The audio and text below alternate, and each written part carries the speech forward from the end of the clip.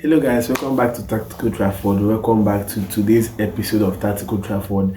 And we really have a lot to go into, but I won't really rush into everything. I'm going to take everything one step at a time. And today we are going to be talking about how the five ways in which Ruben Amorim can be able to transform Manchester United. I know you guys are curious about what is going to happen in this transfer window, what are the characteristics of players Manchester United would like to buy.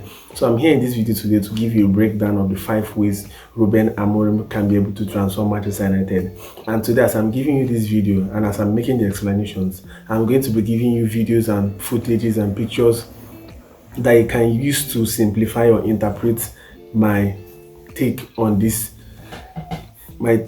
five transformative breakdown. So let's go over firstly to the defense and the build-up. As you all know, Ruben Amorim likes to set up in a 3-4-3 formation, and there is a particular characteristics he likes or he demands from his defenders.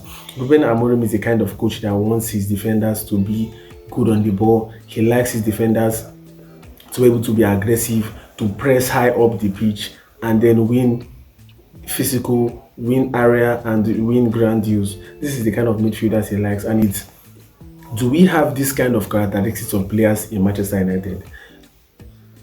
Can I shock you? Manchester United, before Ruben Amorim came in, had the third highest back passes in the Premier League, only above Wolverhampton Wanderers and Southampton. Manchester United had a total backward passes of 17.33%. That is, Manchester United defenders are used to passing the ball backwards, which is a big red flag for the Ruben Amorim formation, because he likes his defenders to be brave on the ball, to take more risks, to pass more balls to the attacking midfielders and to the central midfielders. And that has not really been the case in Manchester United, and it is actually a deficiency. That is why in my previous video that I made about the rebuild of Manchester United, I made an emphasis on Manchester United getting a central defender. I think that we might not really need it now, but we need it because if you're playing the 3-4-3 formation, you need at least 5 defenders in the squad. And you know that Fredrickson and some other young lads, they are not really up to the task yet. They are still growing. They need a lot more grooming. And Martinez, from what I've looked up, Martinez is going to be back probably January 2026, and we don't have that, and we can't have 4 defenders going into next season. So Manchester United need at least one more defender this season, and that defender has to possess these characteristics that I just mentioned in this video. So the second thing, let's go into the pressing.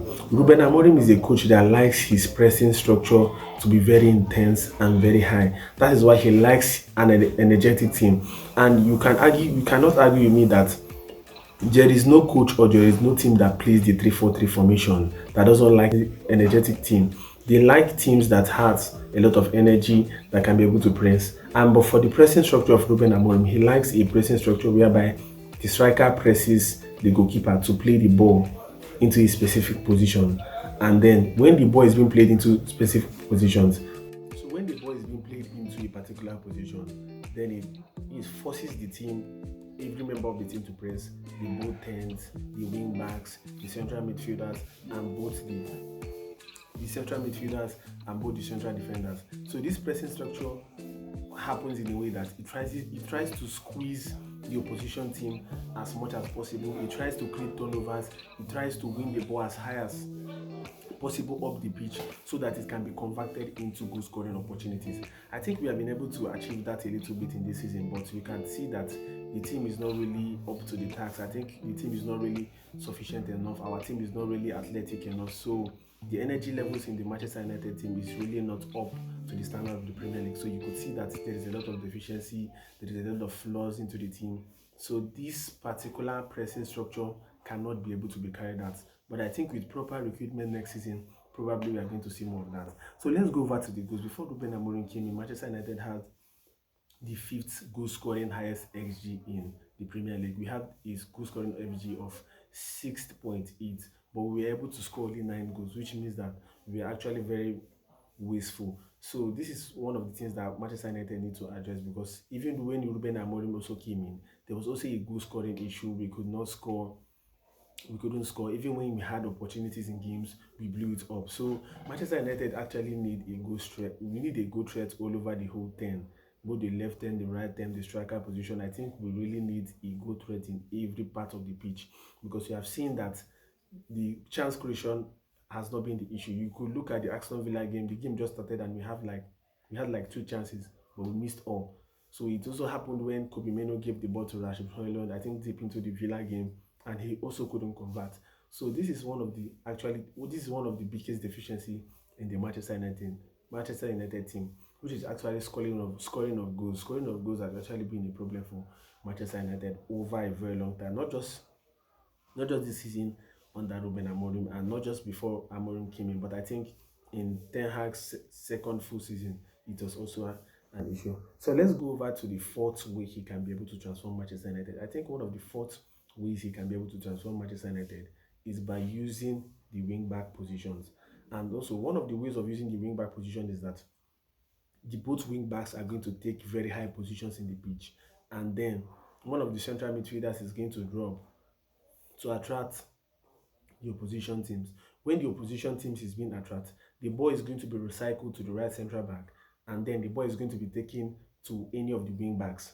So when the ball is being taken to the wing backs, or precisely the right wing back, then it's going to create a one-on-one situation between the right wing back and the defender of the opposition team.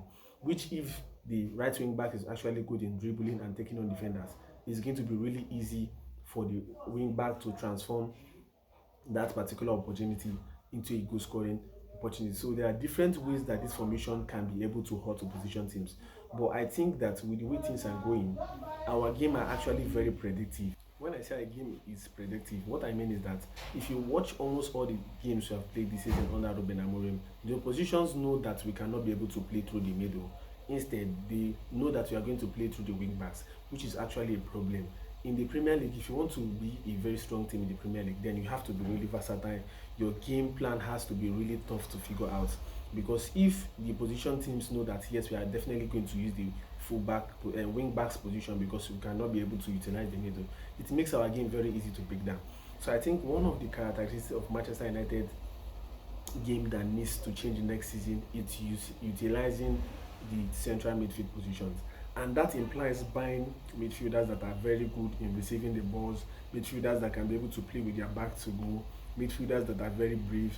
And one of the midfielders I'm going to suggest for this particular situation, I think, is Felix Imecha from Borussia Dortmund. He can receive the ball with his back to goal. He's very skillful. He has a sweet feet. Mecha is very confident. He's built. He is like 6'4", 6'3", so he's very big. He can use his body very well. He's a very physical player. So this is one of the players I would like Manchester United to buy. And Felix Mecha can be able to play like a lone six. If you watch the Aston Villa game, it was like Casemiro played like a lone six, while Bruno Fernandes joined the attack. If Ruben Amorim wants to continue with such tactics or such tactical flexibility, I think Felix Mecha is going to be one of the players that can be able to appropriately carry out this instruction. So the fifth way I think Ruben Amorim can be able to transform Manchester United is by creating a culture.